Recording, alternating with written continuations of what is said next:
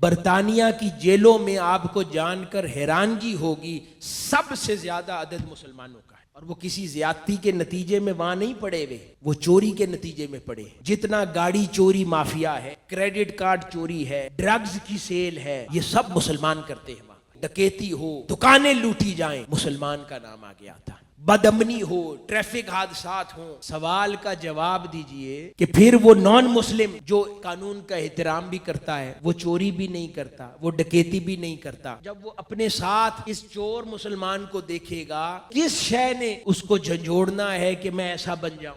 तो मैंने कई नौजवानों को सुना है, वो कहता है मुसलमान अगर ऐसे होते हैं तो हम नॉन मुस्लिम ही ठीक है। तो हम खुद अकीदा खत्म नबुव्वत पर नकबजनी करने की, क्यों? क्योंकि लोगों को अल्लाह और उसके रसूल सल्लल्लाहु अलैहि वसल्लम और दीन मतीन से दूर करने का सबब हम खुद बन रहे हैं। इसका जवाब कौन देगा?